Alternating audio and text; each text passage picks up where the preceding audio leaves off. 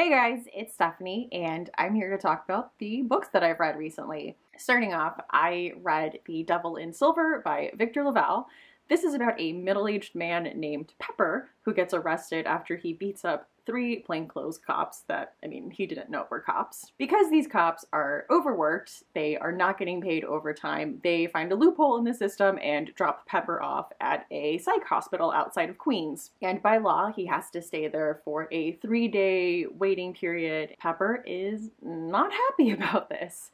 So he gets dropped off at this psych hospital and he's telling himself, like, just 3 days, let me just make it 3 days. And as you can imagine, it ends up being a little more than 3 days that he gets put in there. And where the horror aspect of this book comes in is that at night there is a creature that comes into patients' rooms through their ceiling tiles that has like a bison head and torments them. And everyone, all of the patients are convinced that this is the devil. The devil is housed here in this asylum and he comes in and torments patients. You really get to know Pepper and you get to know these patients, but what I really liked about this story is all the nuance that Victor LaValle had while writing this story. You get the normal asylum horror type story where a person is kind of put there against their own will and they are trying to prove to others that they are sane, and people aren't believing them, and so the feeling of being trapped and being somewhere where you have no control, there's all these external forces controlling you. But I thought he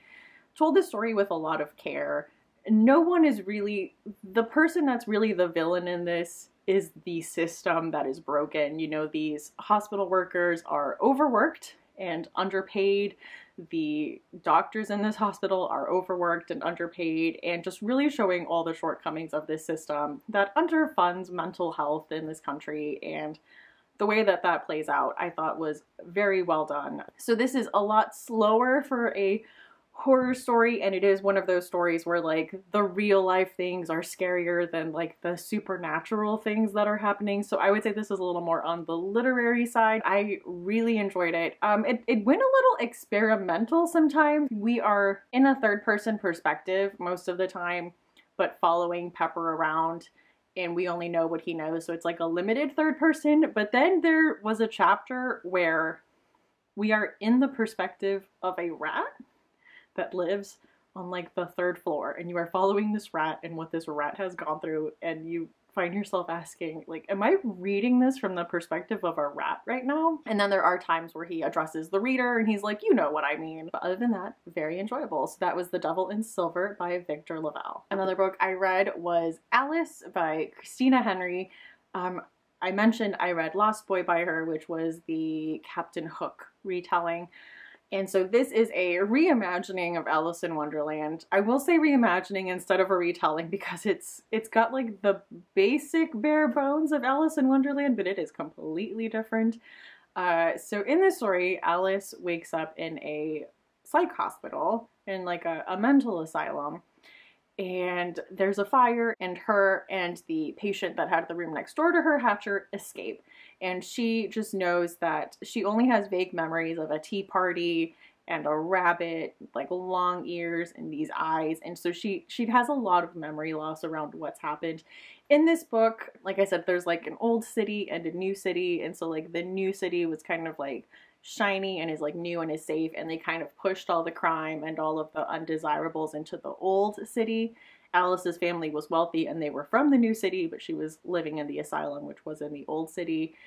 And so she kind of goes on a revenge quest to kill and there's like 5 crime bosses in the old city that are Alice in Wonderland characters. So there's like the walrus, the caterpillar, and like eventually she has to work her way up to the white rabbit. So yeah, that's what I mean, like very different. Very enjoyable though. I will say trigger warnings for any kind of sexual assault, rape, sexual violence against women, because it's got a lot of that. Also, a lot of people getting slashed in the throats with an axe. So just like a violent reimagining of Alice in Wonderland if you are up for that. And like I said, very different, almost completely unrecognizable from the Alice in Wonderland story if that's what you're looking for. Christina Henry just like really went a completely different direction with this in a way that was still enjoyable and really fun for you to look and see the similarities and like, oh, like that's the reference to that part of Alice in Wonderland. So that is Alice by Christina Henry. I also read The Dead House by Don Kurtagich. This is a YA novel that takes place after a high school has burned down, and basically everything that's happened around this fire has kind of taken on this urban legend status. And so this book is comprised of different facts and interviews and notes. And so it's like the story of what really happened at this fire. And you have the diary of a girl named Carly, but at night it gets taken over by a girl named Caitlin, and you find out that Carly has a dissociative identity disorder, so at night there's like a new identity that wakes up and writes in her journal and has like this whole life that's kind of separate to Carly's. I was a little nervous about this going in, and not just because I feel like in the 2000s there was too many movies that had like multiple personalities as like a plot twist. Like, guess what? It was him all along. He just had a different personality.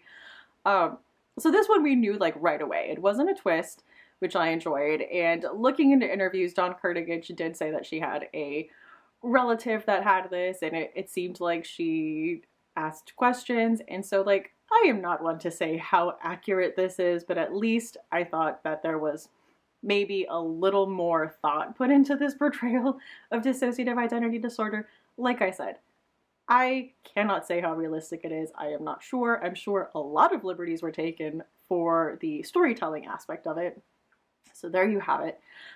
What was interesting was Don Kurtagich's story while writing this, in that she was suffering with like inversion syndrome, where her body switched like rhythms to where she slept all day and was awake all night. And she kind of had the idea of like, what if someone was only awake at night and like didn't know what it was like in the daytime, which is where the idea for the Caitlin character came along. I thought it was interesting. There was an interesting group of characters. I kind of guessed the twist that was coming, but for a YA novel, it was very good, very entertaining. I mean, I was interested up until the very end. I didn't have any, like I said, dumb 2001 era twist at the end. So if you're looking for just a fun YA novel that does get creepy, and I definitely would firmly place in horror, and you like the multimedia, like kind of epistolary setup of a book, I would recommend it. I also did the audiobook, which I was nervous about because everyone says the physical book is really good. But I will say, audiobook, also great. There was great performances. The way it was laid out, you know, when it was police interviews, they really did a good job with the production. So it seemed like it was a police interview. So I would recommend that. That is The Dead House by Don Kurtagich. And now for a book I would not recommend. That is the Blackstone Chronicles by Saul. This was terrible. Just so bad. Did I read all 600 pages of it? Yes, I did. But I think what makes me sad is that this was a really good idea, and it would have been better in the hands of someone who could write. Yikes.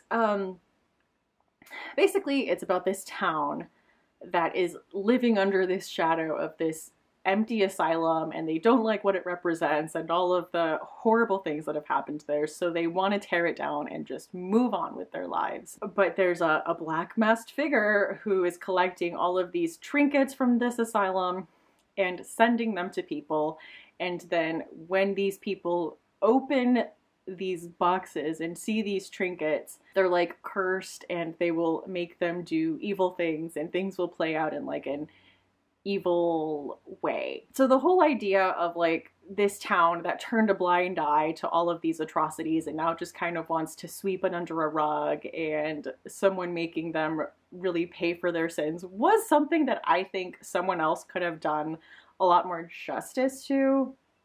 This was just poorly written. I wish when I was reading the Kindle version, the thing is I read so fast that I don't know. It was one of those books that like you can read it like cotton candy, like your brain's just absorbing this story and you don't even think about it, and like 5 minutes later you have read like an insane amount because that's how easy it reads. So I see the appeal in that. It was just not good. Like there were so many instances of just like telling me what was happening and not showing There wasn't a lot of like technical ability that I saw. And I'm definitely someone who wants to stand up for the snobbery against genre fiction. And this was one case where I'm like, no, they're right. This is garbage. So I'm kind of annoyed because it was my first John Saul book that I read. I know this was a serialized thing, so where he released like different parts, like, ooh, there's a masked figure at the end and he's sending off another gift. What's gonna happen? And then the next book would be like, the person opens the gift. Ooh, how is this gonna play out? And you want to know the way it plays out in the most soap opera-esque way possible. It was so tropey and cliched and just over the top. But a lot of people said like this wasn't his best. I have 3 other books by him. I'm giving him one more chance. And if I don't like it, like that's it. I'm done with John Saul. Like, not a good writer. So he has one more chance to impress me. This was not it. So I would not recommend you picking that up. One, because it's like gigantic. I mean, culturally, I know this inspired a whole video game that takes place after the events of this book, and you're kind of going through, I don't even know what the story of the video game is, but like, I know people have liked it and this was a big hit. Not good, not well written, don't pick it up. And ending on a good note, I read Blackbird by Chuck Wendig and Mockingbird by Chuck Wendig. These are the first 2 in the Miriam Black series. They are following, guess who? Miriam Black. And in this book, Miriam Black has this power that when she touches people, she sees how and when they're going to die.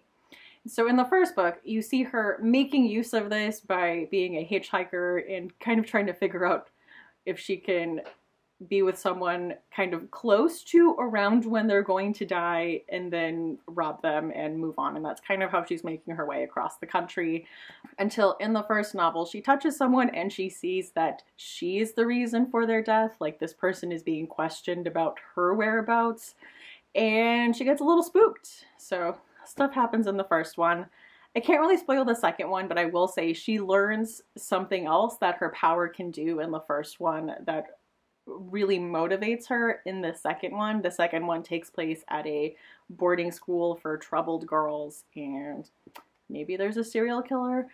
I don't know. But I really enjoyed that. We got to see a lot of growth from Miriam, and I really like it. I will say the one thing that might be off-putting to someone picking these up is the dialogue, especially Miriam's dialogue. Not necessarily that she's foul-mouthed, but she is very foul-mouthed. That doesn't bother me. I think it's the Aaron Sorkin and Amy Sherman Palladino, but like on cocaine. Like, it is like so much. Every response from her is like 3 sentences chock full of like witty banter and cuss words.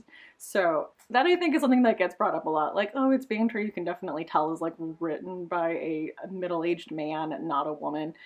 Which, like, I have no problem with. Like, I like the whole, I mean, I like Amy Sherman Palladino and Aaron Sorkin shows. Like, kind of dialogue that is not realistic is fine with me. So I'm just saying, that is something people have brought up, and it's definitely a thing. I'm not going to say, like, oh no, I know people that talk like this. No, no one talks like that, and that's fine.